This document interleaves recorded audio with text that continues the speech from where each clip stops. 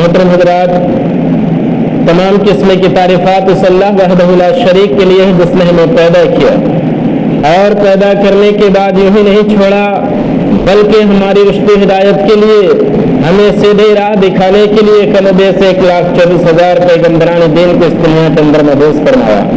ان میں ہمارے آخری نبی آخری کلی جناب محمد رسول اللہ صلی اللہ علیہ وسلم ہے، ان پر ہزار ہزار درود و سلام نازل ہو، اللہم بارک وسلم۔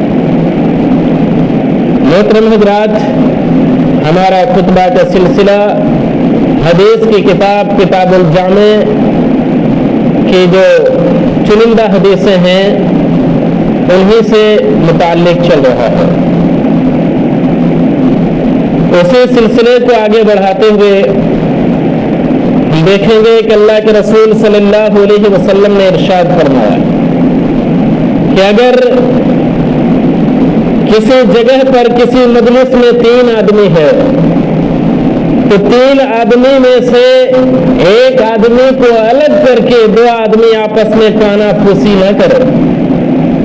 3 آدمی میں سے ایک کو الگ کر کے 2 آپس میں شرگوسی کانا پھوسی نہ کرے۔ کیوں؟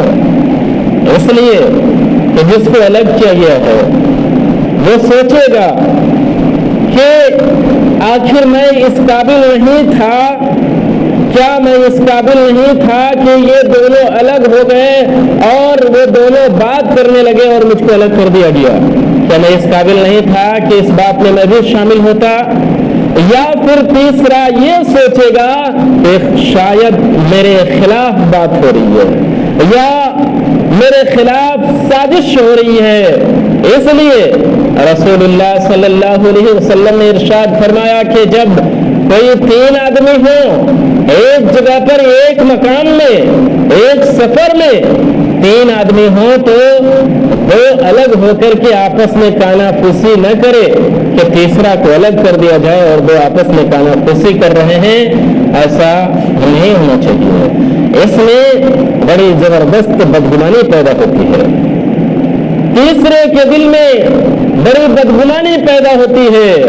محترم حضرات، ایک واقعہ بتایا جاتا ہے، کہا جاتا ہے کہ 2 دوست تھے، دونوں میں بڑی گہری دوستی تھی، لوگوں نے چاہتے ہوئے بھی ان کی دوستی کو ختم نہ کر سکا، دشمنوں نے چاہا کہ ان کی دوستی کو ختم کر دیا جائے لیکن ان کی دوستی مضبوط تھی، دوستی ختم نہ کر سکے۔ ایک شخص نے ایک پلان بنایا اور کہا کہ میں ان دونوں کی دوستی کو ختم کر سکتا ہوں۔ اور ایک دن جب دونوں دوست آپس میں بیٹھے اپنے گفتگو میں مہوے تھے اور وہ دونوں خوش اور مسرور تھے، اسی وقت ایک تیسرا آدمی آیا اور دونوں میں سے ایک کو اس جگہ سے اٹھا کر کے تھوڑا سا سائڈ کیا اور اس کے کان میں اپنا منہ کو لے گیا اور کچھ کہا نہیں، بس وہیں سے اپنے منہ کو ہٹا لیا اور چلتے بنا۔ پھر یہ دوست جب اپنے دوست کے پاس گیا تو دوسرے دوست نے کہا کہ وہ فلاں آدمی جو تمہارے پاس آیا تھا تمہارے کان میں اس نے کیا کہا؟ کہا کچھ نہیں کہا۔ کہا کہ تم چھپا رہے ہو، تم سے الگ ہو کے اس نے کانا پھوسی کیوں کی؟ بات پریاس کی ہے یا پھر میرے خلاف کوئی پلان ہے، میرے خلاف کوئی سازش ہے اور تم میرے دوست ہوتے ہوئے بھی مجھے نہیں بتا رہے ہو؟ اس نے ضرور کچھ کہا ہوگا جو کہ تمہارے کان کے پاس آ کر کے اپنا منہ کیا اور اس نے تم سے کچھ کہا۔ اس نے اپنے دوست سے کہتا رہا کہ نہیں، اس سے میری کوئی بات نہیں ہوئی، وہیں سے ان دونوں کی دوستی ختم ہو گئی۔ تو محترم حضرات، یہ کانا پھوسی بدظن کا سبب ہے، بدگمانی کا سبب ہے۔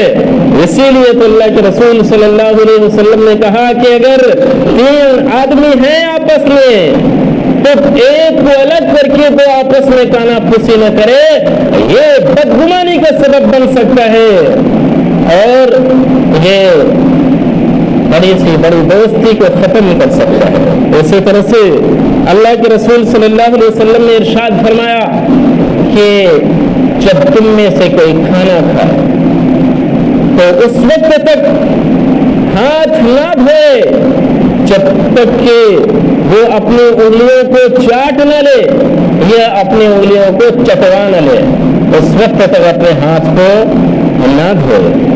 मोहतरम हजरात, खाना ये अल्लाह तबारक व तआला की नेमत है, और जब हम इस नेमत को हम खा रहे हैं तो फिर हमें इस नेमत का हक अदा करना चाहिए और फिर पहुंच करके प्लेट को साफ करके खाना खाना चाहिए। और इस खाने में बहुत सारे लोगों से गलती क्या होती है कि बहुत ऐसे लोग होते हैं कि खाना यूं ही बस पेट भर गया या नहीं भरा, लेकिन बस वो अपनी एक रईसी है, अपना वो है, छोड़ दिया। ऐसा नहीं करना चाहिए। इसी तरह से बहुत सारे लोग होते हैं जो खाने पीने के आदाब से बिल्कुल कोरे होते हैं, और होता ये है कि उसके पास जो भी उसके सामने रखा हुआ है, दाल है, गोश्त है, आलू है, सब्जी है, कुछ भी है, वो तमाम के तमाम खाने को एक साथ मिला देते हैं। मिक्सचर, लगता है मिक्सचर मशीन से मिक्सचर कर दिया गया है। तमाम खाने को एक साथ मिक्सचर कर देते हैं और उठा करके खाने लगते हैं। बच जाता है तो वो दूसरा उसको खा नहीं सकता, दूसरे उसको देखते ही उसको घिन आए। ऐसा ही सही नहीं है।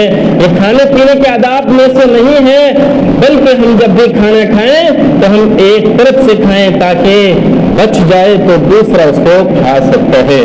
और इसी तरह से दावत के मौके पर हम खाना लेते हैं या खाना देने वाला, न खाना देने वाला एहतियात करता है कि अगला कितना खा सकता है, और न लेने वाला एहतियात करता है, बल्कि हल मिन मज़ीद, डालो डालो, वो डालते जाता है और ये जितना फिर खा सका खाया, बाद बाकी छोड़ देता है, जो कि फालतू चला जाता है, उसको फिर खाने वाला कोई नहीं होता है।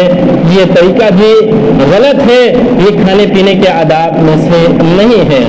मोहतरम हज़रात, हम जब खाना खाएं, बच जाए या ज्यादा खाना बना है, हम अपने पड़ोस का ख्याल रखें और अपने दोस्त यार का भी ख्याल रखें। जब अच्छा खाना बने तो अपने दोस्त यार का भी हम ख्याल रखें, अपने पड़ोस का भी ख्याल रखें। एक वाकया मैंने पढ़ा था, वाकया ये था कि एक सहेली एक दिन अपने घर से निकली ताकि वो अपनी जो दूसरी सहेलियां हैं उनसे मुलाकात करके आए। जब अपने घर से निकली और एक सहेली के घर में पहुंची तो देखा कि वह सहेली पेट के दर्द में मुब्तला है। कहा सहेली से कि क्या हुआ है, तुम परेशान है? कहा कि मैं पेट के दर्द में मुब्तला हूँ। कहा कि वो कैसे तुम पेट के दर्द में मुब्तला हो? कहा कि कई दिन हो गया खाना नसीब नहीं हुआ है, कई दिन हो गया खाना नसीब नहीं हुआ है, जिसकी वजह से पेट में दर्द हो रहा है। वो सहेली अपनी उस सहेली से मिलने के बाद अपनी दूसरी सहेली के पास गई, देखा तो अजीब इत्तेफाक था कि वो दूसरी सहेली भी भूख से, वो दूसरी सहेली भी पेट के दर्द में मुब्तला है। उसने कहा कि सहेली क्या हाल है? कहा कि मैं पेट के दर्द में मुब्तला हूँ। कहा वो कैसे? कहा कि आज घर में अच्छा खाना बना था, मैं सोचा क्यों फेंक दूं, मैंने दूध से ज्यादा खा लिया जिसकी वजह से पेट में दर्द है। तो मोहतरम हज़रात, उस खातून ने सोचा कि ये दुनिया अजीब है, एक भूख की वजह से पेट के दर्द में मुब्तला है तो दूसरी ओवरडोज की वजह से पेट के दर्द में मुब्तला है।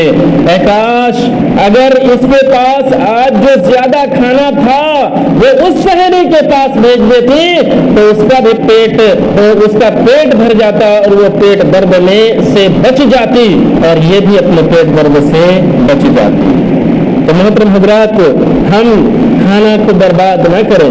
खाने पीने के जो आदाब हैं, शरीयत ने हमको जो खाने पीने के आदाब बताए हैं, उन्हीं आदाब को हम मजबूत खातिर रखें तो इसमें हमारे लिए भी बेहतरी है और दूसरे के लिए भी बेहतरी है।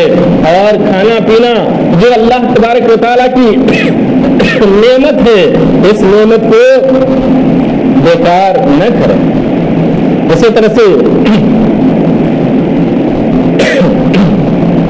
किताब जामे की अगली हदीस हम देखते हैं कि अल्लाह के रसूल सल्लल्लाहु अलैहि वसल्लम ने इरशाद फरमाया कि ला युसल्लिमु सगीर अलल कबीर।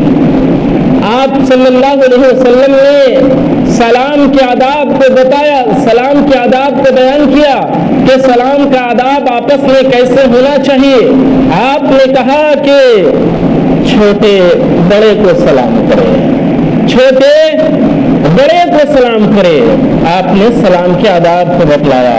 मोहतरम हजरात, इससे पहले के सलाम के आदाब और उसकी हिकमत को देखें। हम सलाम पर और मजीद बातें देखने की ये कोशिश करेंगे कि सलाम एक दुआ है, सलाम एक दुआ है। हम जब अपने दोस्त यार एक मुसलमान भाई से अस्सलामु अलैकुम वरहमतुल्लाहि वबरकातुहू ये कहते हैं, मतलब हमने उसको दुआ दिया, अस्सलामु अलैकुम तुम पर सलामती हो, अस्सलामु अलैकुम तुम पर सलामती हो। और एक मतलब ये भी है कि